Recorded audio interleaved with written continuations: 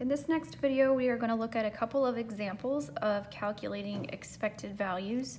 So we're going to use the same process that we just learned of calculating a mean or an expected value for a discrete random variable, which means we're going to take each value, multiply it by its probability, and add them all together. So in this case, we have an example of a game. We're told that you're given 5-to-1 odds against tossing 3 heads with 3 coins. And it says this means that you win $5 if you succeed and you lose $1 if you fail. And we're supposed to calculate the expected value of the game. So in order to do this, we need to remember back to chapter 4 when we calculated all possible outcomes from tossing 3 coins. So just as a reminder, right, on my first coin toss, I could end up with a heads or a tails. On my second coin toss, I could again end up with heads or tails. And then on my third coin toss, I could again end up with heads or tails. And so what that gives us is if we follow every possible branch through this tree, it gives us the possible outcomes for tossing 3 coins. So I'm just going to write those along the top. We could have heads, heads, heads. We could have heads, heads, tails. We could have heads, tails, heads. We could have heads, tails, tails. We could have tails, heads, heads. We could have tails, heads, tails. We could have tails, tails, heads. And finally, we could have tails, tails, tails. And so as a reminder, 1, 2, 3, 4, 5, 6, 7, 8. There are 8 possible outcomes that we might observe when we flip a coin 3 times. And so if we look down here, I usually do expected values by calculating using a table once I have word problems like this. So I like to define my event so I make sure I understand what could happen. So in this game, basically, I win or I lose, and the only way that I win is if I get 3 heads. So this is basically my win, and then this one is my lose. The value, this pretty standardly is going to be a monetary value, so I'm going to put dollars up there. And you can see in this example, it says that if we win, which is we we flip and we get 3 heads, we're going to win $5. So the value there is $5.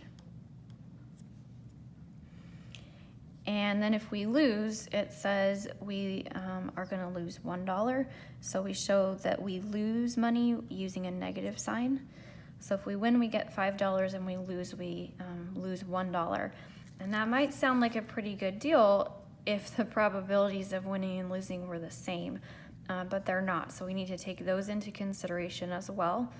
The only way that I can win is if I get 3 heads.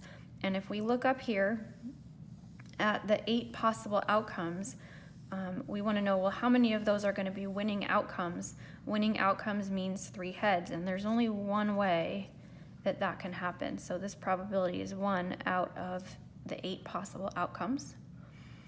And that tells us right away that anything else, right, would not give us 3 heads, and that's the other 7 of those 8 outcomes.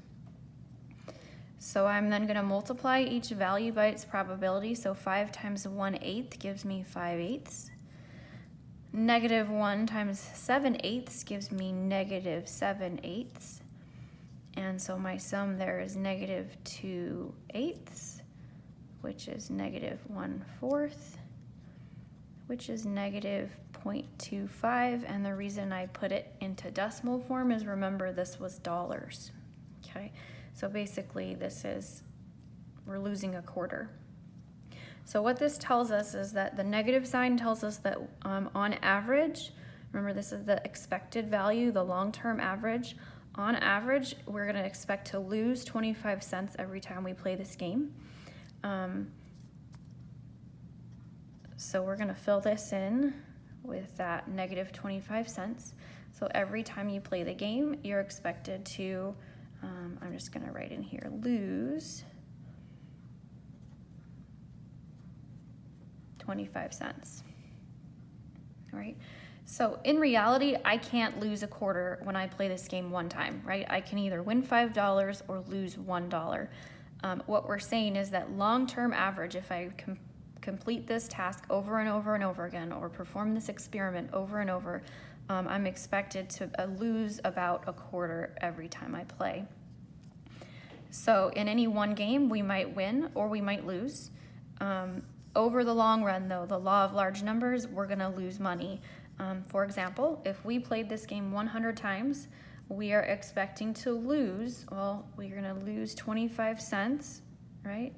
Every time we play the game, and if we do that 100 times, we're going to be expected to lose $25. Okay. And I dropped the negative because we used the word lose, right? Lose $25. So just as a side note, this is how casinos are going to guarantee that they make money, right? They're going to offer games in the casino that give the casino a positive expected value, which would mean that you have a negative expected value.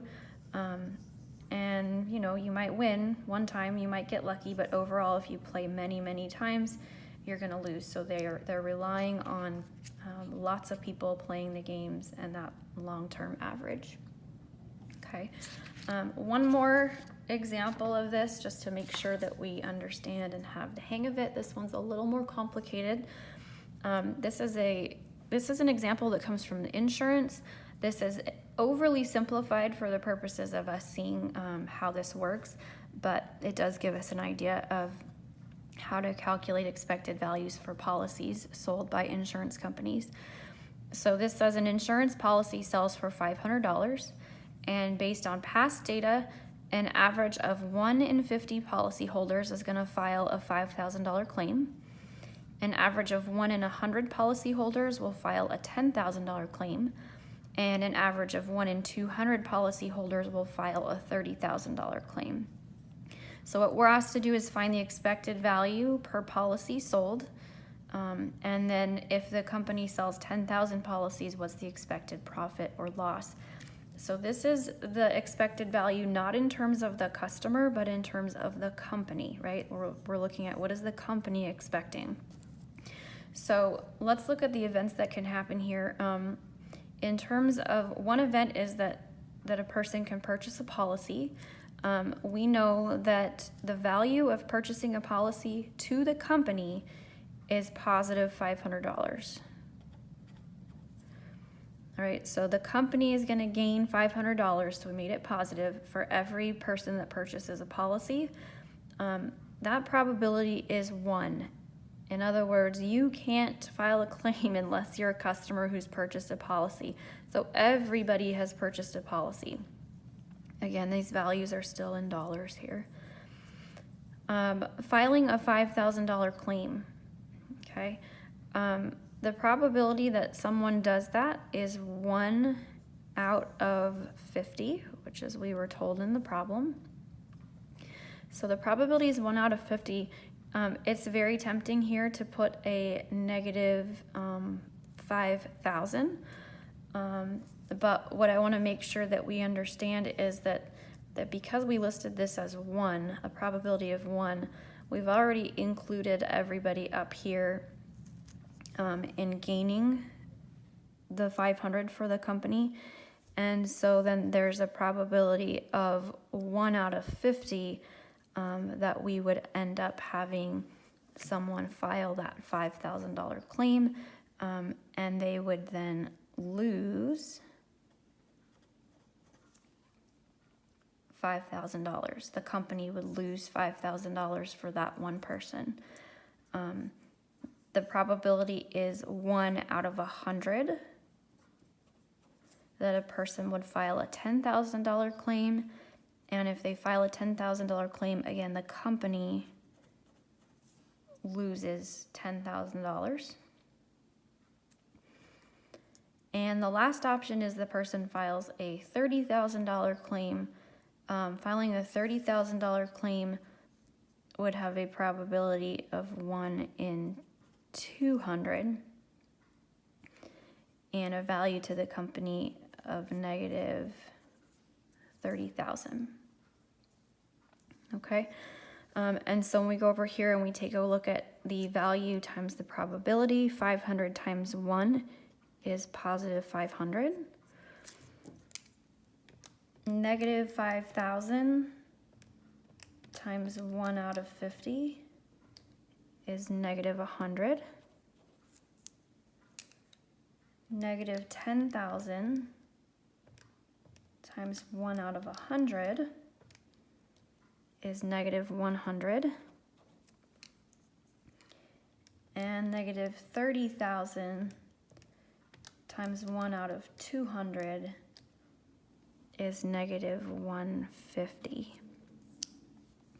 And so if we add all those up, so positive 500 minus 350, we get a sum of positive 150. And so what that tells you is that even though the insurance company is having to pay out these large sums of money, because most people don't end up filing a claim, they still are going to make an average of $150 per policy. Okay, so the company expects to profit $150 off of each policy sold. And so if we look at that over 10,000 policies, right? 10,000 policies times a profit of $150 per policy gives us $1,500,000.